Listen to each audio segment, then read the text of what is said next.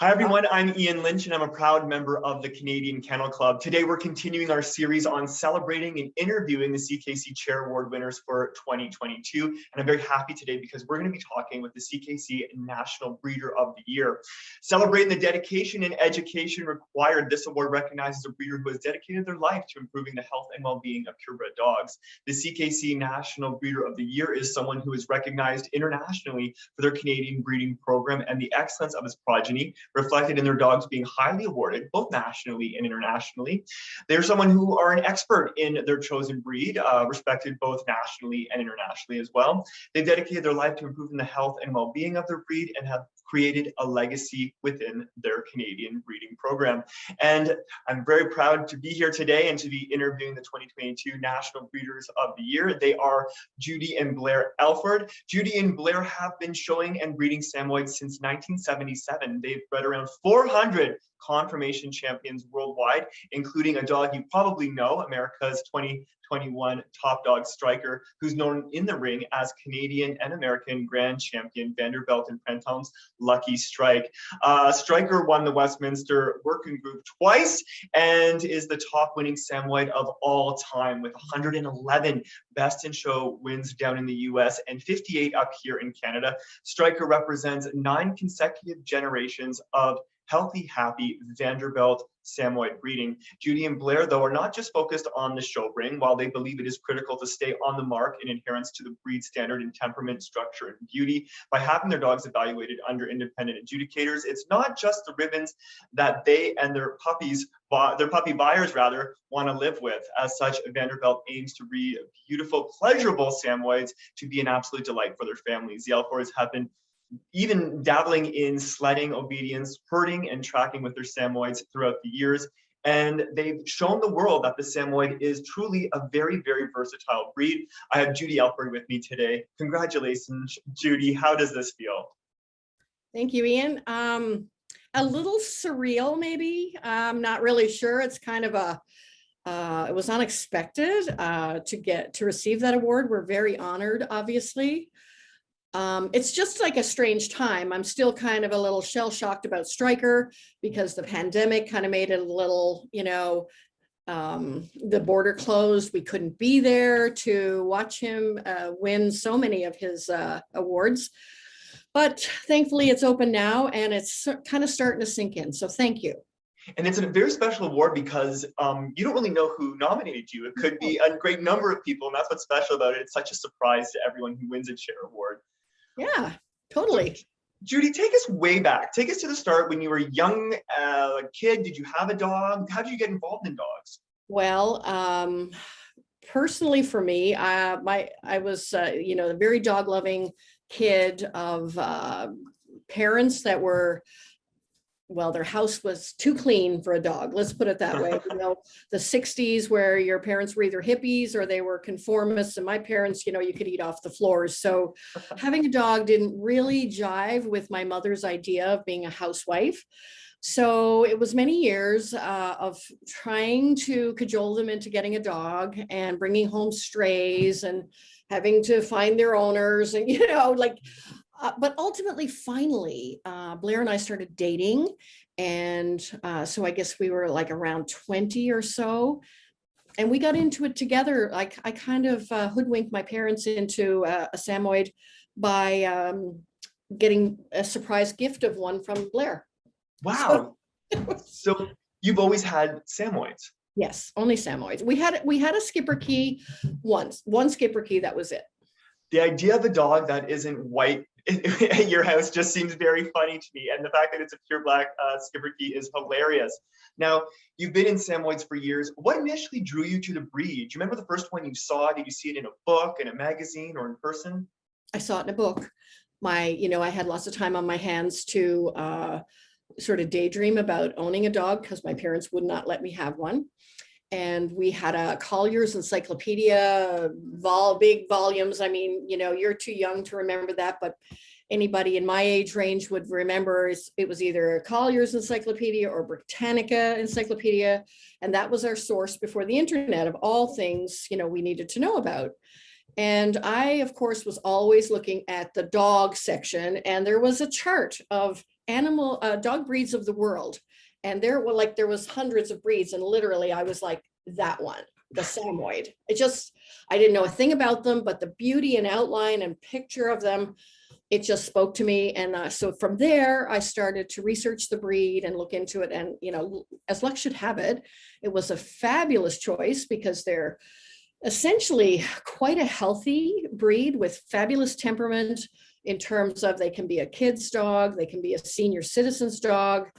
They're a pack dog though, like they like people, they like other pets. It's a pretty neat breed. So we really enjoyed it. Absolutely. They are incredible dogs. And tell us about your foundation. Was your first Samoyed you got your foundation dog? And tell us about the first litter you had. Well, the first, when I lived in Newfoundland, this is the thing that's critical to understand, because that was very isolated back in the day, no internet. So I actually made the rounds of like pet shops in the city I lived in St. John's, Newfoundland, found like some old Dogs in Canada magazines, which were published by the CCC. The Dogs in Canada annual magazine, I should say. Once a year they came out, and this is where all the breeders advertised and whatnot. So this was somewhat of a dated issue, but I sent out letters to 10 breeders, handwritten letters, I would really like, and somehow even back then I knew I wanted a show dog, and I don't even know why, but I asked for a show quality dog. And I only received 2 responses. And one was from actually Frank and Helga Gruber in Cheltenham, Ontario, of Shabaska Samoyeds. And the other letter was somebody saying that they were retired but recommended Frank and Helga Gruber. So I contacted them, and kind of the rest is history. We got a mail from them. The first time I stepped in the ring with this male named Mishka, I won best in match. So wow. Of course I was hooked. And we went on actually to get a bitch from them named Chloe, and Chloe was our foundation. And so this is important to me because it's a Canadian breeder source. So a lot of people like just bypass the Canadian breeders and will go get their bloodlines elsewhere. But I actually started with this Canadian kennel. And this Canadian kennel had their mosaic, their pedigree was based on an old English Snowland bloodline, which was very critical to the development of the breed, and a very successful American kennel. So they combined those lines to produce their Shabaska line. And I took that, and then I sat down and said, okay, what am I going to do now? And my next step was to order videotapes, which were VHS back in the day, from American National Specialties from all over the US. So there was one every year. It was videotaped, luckily. So I would see dogs from different parts of the country. I would sit there and study with as little as I knew, but I knew what I kind of liked. Mm-hmm. And I formulated where I was going to go with my Shabaska bitch based on studying those videotapes. And we went to a kennel in Wisconsin. We bred to 3 of their stud dogs between, over the years. Mm-hmm. And we ended up with a unique combination of genetics that nobody else had in the breed and still doesn't have in the breed. So our foundations were very different than most other Samoyed breeders. So that I kind of credit that to our specific look, because we did this unique combination way back in the day. We've built on it, obviously, added other bloodlines, but we still kind of have that look, I think. Yeah. You guys do have that look. The Vanderbilt Samoyeds always do. And every time I drive by or walk with my dogs and I ask, is that a Vanderbilt Samoyed? I'm always right, because you can just tell them from a mile away. They just reek of such high quality. They're absolutely beautiful. Now, speaking of Vanderbilt, how did you get the name Vanderbilt for your kennel? Well, that's another kind of an interesting little thing. We didn't actually choose that. It was the people that we started with, they were Dutch, and that was kind of something that they had considered using as a kennel name, but didn't, and it kind of came up in discussion. So we just decided to adopt it. So there's nothing really, interesting. There's no great story to it. It's just... No, not really. It was just kind of, okay, well, let's do that. And we did. No relation to the Vanderbilts whatsoever. The Gloria Vanderbilt, the dynasty. Although I have considered naming a dog Vanderbilt's Gloria. I haven't done it yet, but. That'd be wonderful. Do you remember your first homebred champion? my first homebred champion. So this Chloe bitch from Shabaska Kennels, we took her to that kennel in Wisconsin. We got a fabulous dog and bitch. The dog's name was Ajax. He was my first best in show winner. They were both Canadian American champions. Here we were in Newfoundland, we're a couple of kids, and to get off of that island and get yourself to the States, it was a long haul, okay, long haul. So the fact that the dogs were of such quality that we were able to like just pull it off and go and finish them in a couple of weekends in the States, not even knowing how to handle really, you know, like we were still too new to know almost anything. But the first big win was this dog Ajax, my first best in show. And it was in Newfoundland. The judge was Morley Thornton, who I don't know if you remember, he passed away a couple or 3 years ago. He was a very popular Canadian judge. He liked the breed. And anyway, I was like, it was a religious experience for me, okay?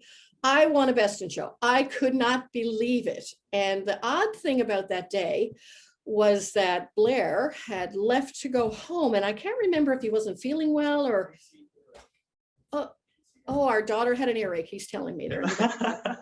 So there was some reason he had to leave. So anyway, he went home and I guess he fell asleep because he never came back. And we never had cell phones back then. So I'm sitting on the curb, and it's a Sunday, it's the last day of the show.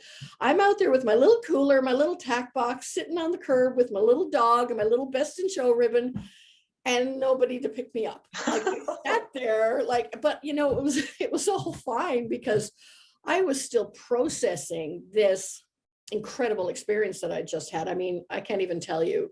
Like we weren't people that we got in. We had pretty early success, but we didn't get a best in show right away. We were probably 4 or 5 years in, but it was with a homebred dog. And that dog, actually, we had handlers wanting to take that dog and campaign him. He was that good.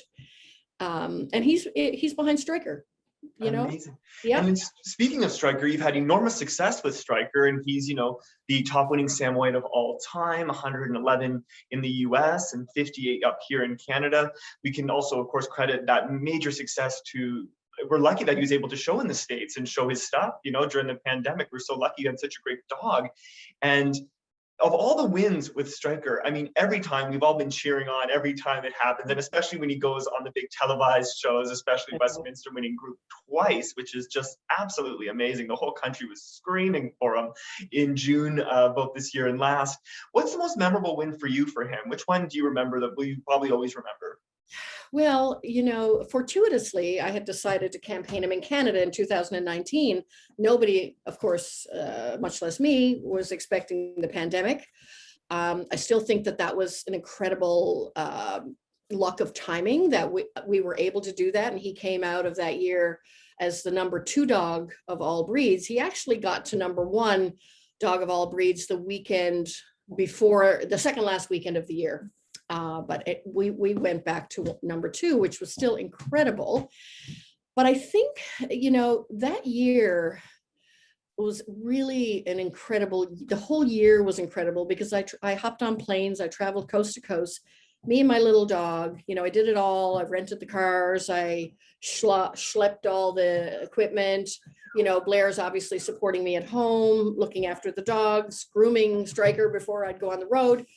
But I think maybe the biggest win that year with him personally, for me, was winning Best in Show at Spruce Meadows in Calgary. That was the largest show of the year. And we won it under a Colombian judge who actually just recently passed away. And this was something I was very proud of, that Striker could win under international judges. He could win under Americans, Canadians, judges from anywhere in the world. And you know, that was probably, you know, my biggest moment with him in Canada. But right prior to like 2018, December, if I can reel back just a little bit, we go to Orlando, the AKC National Championship in December in Orlando. And I'm there with Striker and a couple of young dogs in the class. The Striker was finished at that point in the States. And he took the breed the first 3 days in Orlando, like, nobody knew who he was or who I was, for that matter, most of them, you know. And he won a group there among the top working dogs in the US.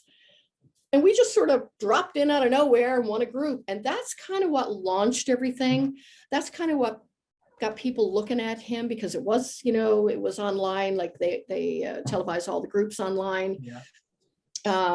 That's where Mark and Corrine Rowski were there and saw that happen. They're good friends of ours with Siberian Huskies. And they were kind of like, oh, wow, this is a fun dog. Maybe we could do something together, with him. And of course, Laura King had been his handler, had been their handler for Siberian Huskies for many years. And she, kind of seemed kind of interested as well, like, oh yeah, really liked Striker. But then we just kind of didn't really decide anything, come back to Canada. I show him in 2019 in Canada. And then we decided to make it happen in the States for 2020. And that's just, he went number 4 all breed in 2020. And I think he had like 48 best in shows or something that year in the States. And then we had to make a decision. Okay, well, yeah, and there was stops and starts with the pandemic in 2020. I mean, we had a complete shutdown, as you know, but there was some gaps, and it depended on which states you were in, if the shows were going ahead.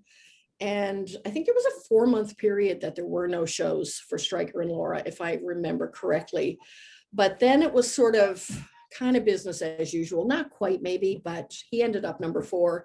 But once again, this was sort of like a repeat of him going number 2 in Canada in 2019 behind another working dog, which was Tupac, the Newfoundland. Yeah. And then in the US in 2020, he went number 4 all breed, but number 2 working behind a beautiful boxer named Wilma. So it was kind of like, oh my goodness, we couldn't even get out of the working group kind of thing, because we were always up against these really top working dogs that were, older dogs and had been campaigning longer and whatnot. But anyway, so we kind of mulled over, will we do 2021? Because it was kind of a big thing, you know what I mean? It was kind of a big step. We were all kind of missing him, and the border was closed, and anyway, we decided to go for it, pedal to the metal. And we decided on an advertising campaign, and, Laura was in. So we did it. And he went to number 1 all breed in February of 2021, the first month the stats come out, okay? Because obviously the stats have to be based on a month, which was January. He never left the number 1 position the whole year. He stayed number 1 the entire year, which is like boggles my mind as well. It's wild. And it's like just history making, and everything about him just seems to be he just makes history everywhere he was going. And it's such an incredible dog. And you were saying how much that breeders from all over the world love Striker. And you're a breed, you're saying that judges from all over the world love Striker, and you're a judge yourself. How do you think that becoming a judge has changed you as a breeder? I have very strong feelings about that, actually. So I started the process of judging around the late 90s, okay, about 1998, 99, started picking up the permit, wrote the test, did the permit, started the permits. And it really took me about 20 years because I wasn't in any big hurry. I was still actively showing and breeding. But what I found with the judging is that it taught me very clearly what I had to deliver to the judge in 2 minutes.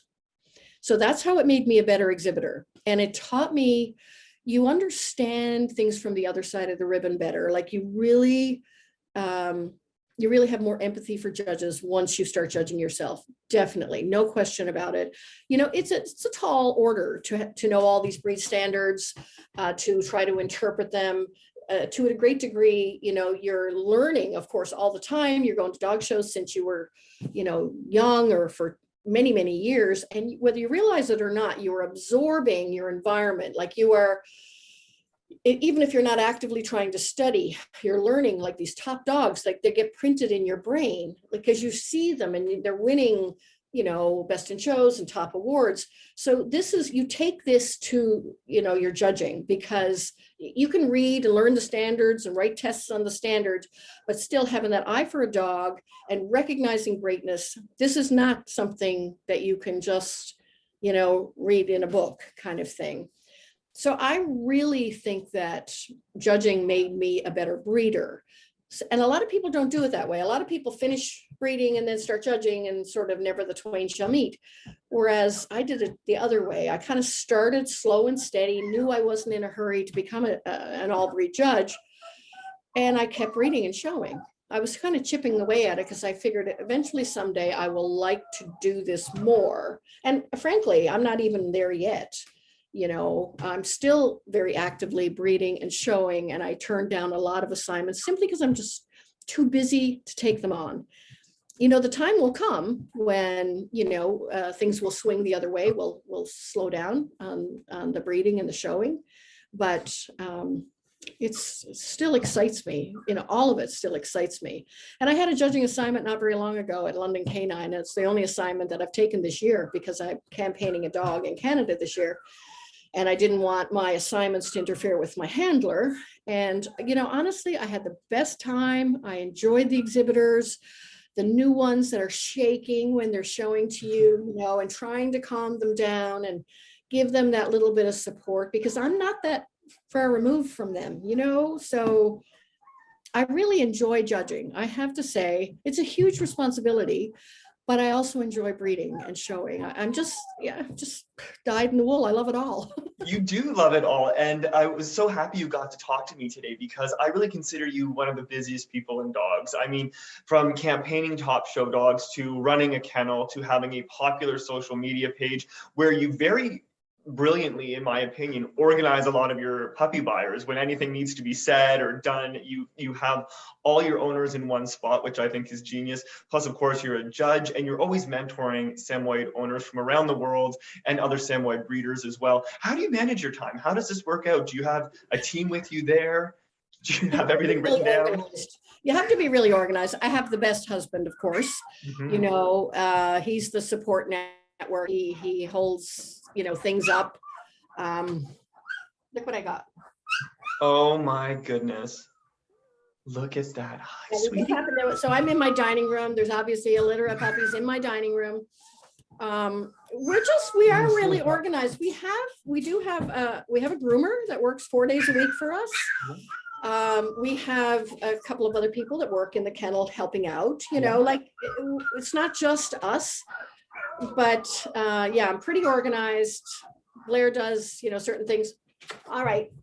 And I do, you know, a lot of the paperwork and communicating with people and things like that. So I don't know, you know what, it takes a village. There's lots of people holding us up and supporting us and helping us. And I have had some great mentors myself. We're starting now to sort of, you know, probably slow down a little on our breeding and whatnot. Because, you know, sort of with Striker, I mean, where do you go from there? Yeah. It's kind of, it's time to start thinking about stepping back a little bit and encouraging more of the younger breeders. So we're doing that more now. So that's actually a lot of fun. It takes a lot of time, but it's really important. And sometimes I'm talking too much, right? Because it just comes naturally talking about Samoyeds to me, and whatever the topic is, I've been there, done that probably, and I can just, you know, rattle off my opinion on anything. So, and we're both retired. We've both been retired. Blair from banking for 5 years and me from nursing for a bit longer than that.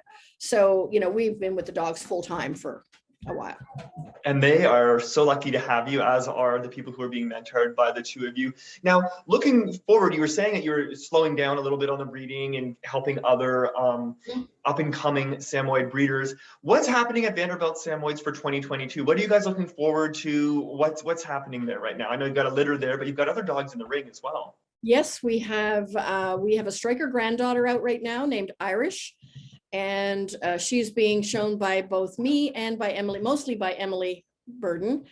And she's the #1 Sammy. She's doing really well. So we're kind of excited about that. We'll see how all that goes. You know, it's different specialing a bitch than it is a dog. You know, they're coming in season and their coat, you know, they're shedding more often with the seasons and all that kind of thing. But we've campaigned bitches before, and so we're kind of enjoying that. Striker will be coming home soon. We're looking forward to that. We haven't had any puppies from him, well, since before he went away 2.5 years ago. And so now we like have grandchildren from him, but I think, you know, we may breed him again once or twice when he comes back, and we're just looking forward to having him back anyway for his cool personality, because he just bounces from whoever to whoever. He doesn't even care. He's just like, yay, like he loves everybody that's in his life. He's just that kind of a dog. So he, like, I hadn't seen him for like a year, and when he saw me, he's like, whoa, he's like mental. Yeah. But then he's like happy to go back to Laura, come to the hotel room with me. He just loves everybody. And that's what made him such a great show dog, is that he was so, he could just pivot and do whatever, you know, somebody wanted him to do. And he's always out front charging, pulling you into the building. And he's like, let's go. Like, that's just his nature. So we're looking forward to him coming back. We've done, like we're slowing down on the breeding a little bit, but not stopping. And I'm kind of excited. We just imported some semen from Australia, some frozen semen, obviously.